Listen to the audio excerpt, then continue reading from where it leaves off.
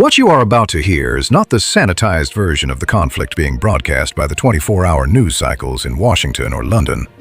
We are moving past the headlines of victory and degradation to examine the structural reality of April 2026.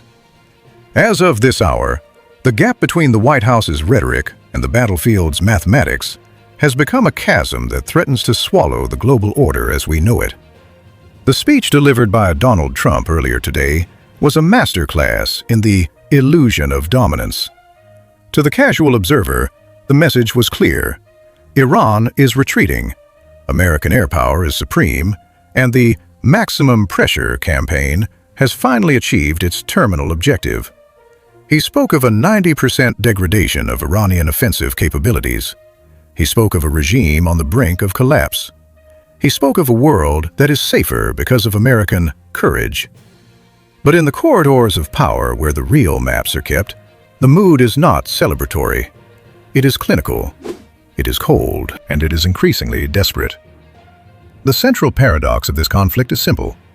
You cannot bomb a geographical reality into submission.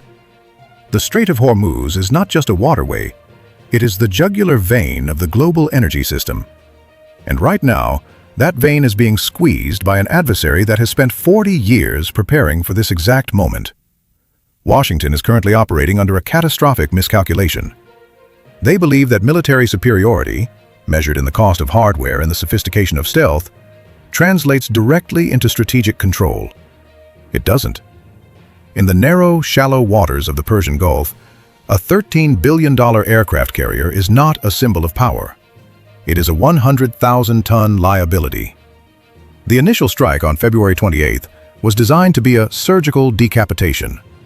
The theory was that by removing the supreme leader and the top tier of the IRGC, the Iranian state would undergo a rapid, systemic failure. It was a failure of intelligence modeling that will be studied for generations. By assassinating the father, Washington didn't create a power vacuum. They created a martyr and handed the reins to a son, Mojtaba Khamenei, who is younger, more radical, and fueled by a personal vendetta that no peace treaty can satisfy. The CIA thought they were killing a regime. They were actually fertilizing it. The logic of decapitation assumes that the body follows the head into the grave.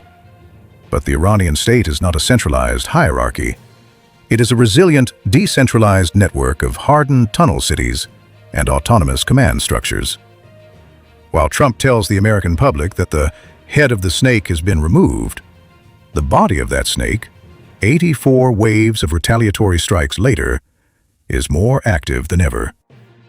The CNBC analysis suggests that Trump's strategy ignores the risks of a return to the 1970s. This is an understatement. We are not just looking at a repeat of the 1973 oil embargo. We are looking at something far more structurally lethal. In 1973, the disruption was political, a choice by OPEC to restrict supply. In 2026, the disruption is physical and kinetic. When Qatar Energy suspends LNG production because its facilities have been hit, that gas doesn't exist anymore. When the Ras Tanura refinery in Saudi Arabia is taken offline by a swarm of $20,000 drones, the capacity to process that oil evaporates. The 1970s crisis was a negotiation. This is an attrition.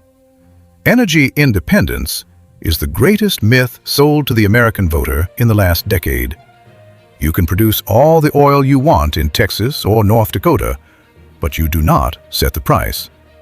The price is set at the Strait of Hormuz. When 20% of the world's oil and 30% of its LNG are removed from the board, the global benchmark surges to $150, $180, potentially $200 per barrel.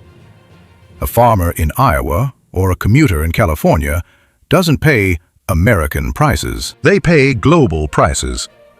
Trump campaigned on bringing energy costs down. Instead, his war has institutionalized their explosion. The math is brutal. Gasoline at $7 a gallon is not a temporary inconvenience. It is a political suicide note for the 2026 midterms. Let us look at the mathematics of the shield. This is where the strategic realism becomes undeniable. To protect its carrier strike groups and regional bases, the United States is deploying the most sophisticated defensive architecture ever built. The Aegis combat system, the THAAD batteries, and the Patriot interceptors. Each of these interceptor missiles costs between $1 million and $15 million. Iran is responding with the Shahed 136, a drone made of consumer-grade electronics and a lawnmower engine. Cost $20,000. Every time the U.S. Navy successfully intercepts a swarm of 50 drones, they spend $50 million to neutralize $1 million worth of cardboard and plastic. This is not a military exchange. It is a bankruptcy proceeding. Iran is not trying to sink the U.S. Navy. They are trying to drain the U.S. Treasury. Washington is using a silver bullet to kill a fly, and Iran has 1 billion flies. According to leaked CENTCOM assessments, interceptor stockpiles are being depleted at a rate that manufacturing cannot match. We are seeing a blinding strategy in real time. Iran isn't just targeting the ships, they are targeting the eyes. The AN/FPS-132 radar in Qatar, a $1 billion installation, was destroyed not by a stealth bomber, but by a coordinated saturation strike that simply overwhelmed its processing capacity. Without radar, the interceptors are blind. When the defensive shield fails, the exquisite Russian satellite data being fed to Tehran ensures that the next wave of Qadir cruise missiles finds its mark. While the missiles fly, the real war is being fought in the ledgers of the global financial system. For 50 years, the American global hegemony has rested on the petrodollar. The world needs oil. The world must buy oil in dollars. Therefore, the world must hold dollars. This creates a permanent, artificial demand for the U.S. currency, allowing Washington to run deficits that would destroy any other nation. That pillar is cracking. Iran has just institutionalized a toll system in the Strait of Hormuz. They are not just charging passage, they are demanding payment in Chinese yuan. 2 vessels have already complied. This is the first time since 1974 that the energy toll booth of the world has accepted a currency other than the dollar. This is the second-order effect that the White House press briefings refuse to mention. If the Gulf states, Saudi Arabia, the UAE, Kuwait, see that the American security umbrella can no longer protect their refineries, and if they see the financial center of gravity shifting toward the east, their loyalty will follow the math. The Saudi crown prince is not a romantic. He is a realist. If the dollar can no longer guarantee security, and if China is the only one buying the oil, the shift to a yuan-denominated energy market is not a possibility. The petrodollar was built on the promise of American protection. That promise is currently burning in the Arabian Sea. The recent strike on the Al Udeid base in Saudi Arabia, which reportedly destroyed multiple KC-135 refueling tankers, reveals the reach problem. American power projection depends entirely on aerial refueling. Without tankers, the F-35s and F-22s are tethered to their bases. They cannot strike deep into Iranian territory. They cannot maintain a persistent presence over the strait. By targeting the wide-body tankers instead of the fighter jets, Iran has effectively shortened the American leash. This is the military equivalent of cutting the fuel lines of a supercar. The car is still beautiful. It is still technologically superior, but it isn't going anywhere. The U.S. is now forced to operate remote warfare from hotels in Europe via Zoom calls because their forward bases are no longer secure. This isn't a strategy. It's an improvisation under duress. We are 28 days into a conflict that was supposed to last 72 hours. The U.S. has killed a leader, but created a more dangerous successor. They have deployed the world's most expensive weapons to fight the world's cheapest drones. They have claimed energy dominance while watching global prices hit record highs. The illusion of dominance is maintained by the speech Trump gave today. But the reality of attrition is documented in the empty interceptor tubes and the burning tankers. The primary question is no longer, when will Iran surrender? The question is, how much of the global financial and military architecture is Washington willing to sacrifice to avoid admitting a stalemate? Iran's strategy is simple. Survival is victory. As long as they are still standing, still firing, and still controlling the strait, they are winning the war of definitions. Washington is fighting for regime change. Iran is fighting for existence.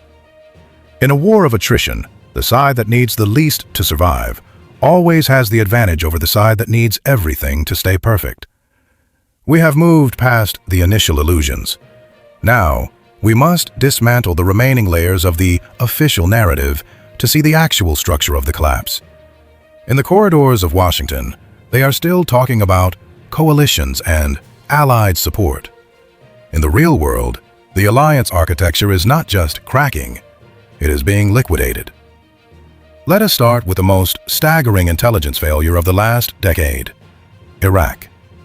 For 20 years, the United States treated Iraq as a client state under reconstruction. Washington poured over $1 trillion into building the world's largest embassy in Baghdad, training Iraqi security forces, and establishing a network of bases designed to be the forward operating hub for any conflict with Iran. Today, that investment is being turned against its creator. The evacuation order issued to the United States Embassy in Baghdad on April 1st was not a precautionary measure. It was a surrender to reality. Iraq has effectively closed its airspace to the coalition. The bases, funded by American taxpayers, are now being used as passive launching pads for drone swarms. Iraqi regular forces are reportedly providing targeting data to the IRGC. Washington built the cage, and now they are locked inside it with the enemy. The Iraqi Prime Minister's silence is the most eloquent statement in the region. He has realized what the State Department has not. In 2026, loyalty cannot be purchased with infrastructure contracts. It is built on the kitchen table of shared religion, culture, and family. While America was building the most expensive diplomatic compound on Earth, Iran was winning the neighbors. The result? The United States is being forced to evacuate Iraq by land through hostile territory because they no longer control the sky they supposedly liberated 20 years ago. This is not a withdrawal. It is a strategic liquidation. While the Middle East alliance dissolves, the special relationship with the United Kingdom is being subjected to a level of stress that is fundamentally irrational. Donald Trump's recent mockery of British Prime Minister Keir Starmer, republishing a sketch that portrayed the UK leader as a trembling coward, is not just a breach of protocol. It is an operational suicide. Washington desperately needs the Royal Navy.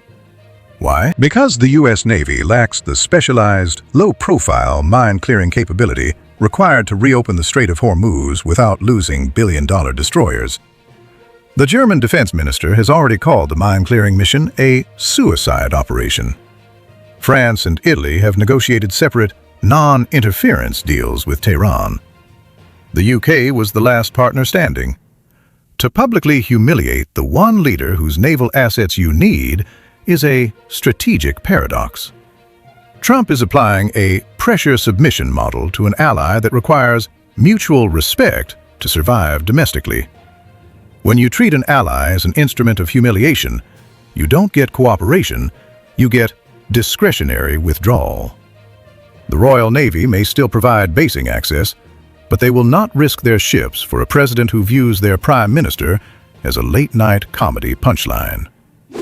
Let us return to the carrier strike groups. On March 25th, Donald Trump made a statement that should have ended the careers of his entire communications team. He claimed that 101 Iranian missiles were fired at the USS Abraham Lincoln, and that 100% were intercepted. In the world of physics, this is an impossibility. In the world of military doctrine, it is a confession. Saturation attacks are designed to exceed the buffer capacity of the Aegis system. If 101 missiles are in the air, the defense system must manage 101 separate tracking solutions and launch 101 separate interceptors simultaneously. No system on Earth has a 100% success rate against a salvo of that scale. The look on Marco Rubio's face during that briefing told the real story. The president confirmed the scale of the attack, while accidentally revealing that the defense is at its breaking bore. The second-order effect here is the depletion of the interceptor stockpile. The U.S. is currently burning through years of missile production in weeks. If the conflict continues at this tempo, by November 2026, the U.S. Navy will be operationally naked. They will have the ships, but they will not have the bullets to stop the next wave. While Washington and Tehran fight over the ghost of the fossil fuel era, Europe is executing a silent exit. This is the most underreported dimension of the conflict. German households are not waiting for a 15-point peace proposal.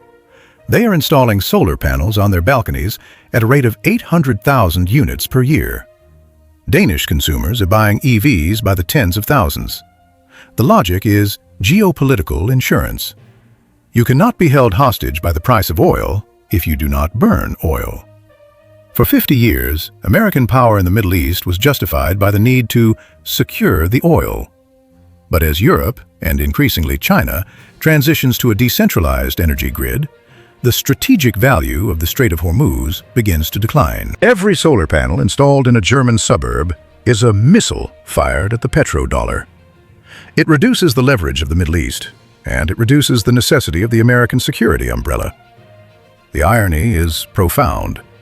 The war designed to secure energy dominance is accelerating the obsolescence of the very commodity that provided that dominance.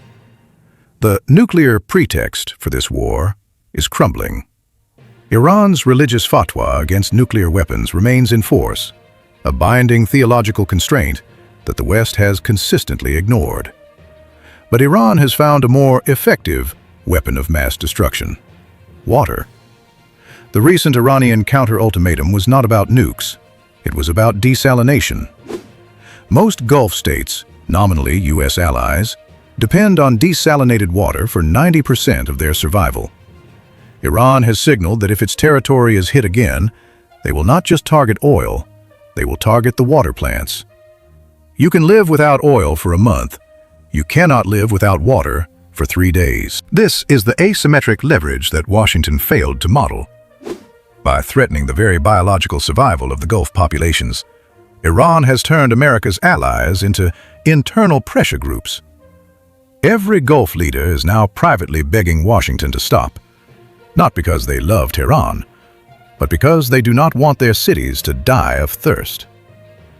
The report that U.S. military personnel are being relocated to hotels in Europe and managing the war via Zoom is the final indictment of the Epic Fury campaign. This is not the behavior of a superpower in control. It is the behavior of a military that has lost its forward basing. When you cannot guarantee the safety of your personnel on your own bases, you have lost the geography of deterrence. Operating a Middle Eastern war from a hotel room in Frankfurt is a tactical improvisation that signals operational vulnerability. The enemy is watching. They see that the great defender is now hiding behind 3,000 miles of distance and a fiber optic cable. We are entering the 5th week of a conflict with no off-ramp. The United States is trapped in a strategic cul-de-sac. To escalate further risks a global energy depression and a water war that would kill millions. To stay the course is to continue a bankruptcy proceeding where $20,000 drones consume $10 million interceptors. To withdraw is to acknowledge the end of American hegemony in the Middle East and the death of the petrodollar. There are no clean options left. The CNBC analysis of the 1970s redux was wrong about one thing. In the 1970s, the U.S. had the industrial and political capacity to absorb the shock and rebuild. In 2026, with a $34 trillion debt, a fractured domestic electorate, and an adversary backed by Russian intelligence and Chinese microelectronics, the shock may be terminal. The war to save the order is destroying the foundations on which that order was built. The math of April 2026 is simple. Iran is winning by not losing. The United States is losing by not winning. In the game of strategic realism, the side that can absorb the most pain while inflicting the most cost wins. Right now, that side is not wearing the American flag. The official narrative is an illusion designed for the crowd. The structural reality belongs to those who anticipate it. Position yourself ahead of the next shift and master the data that defines the new world order.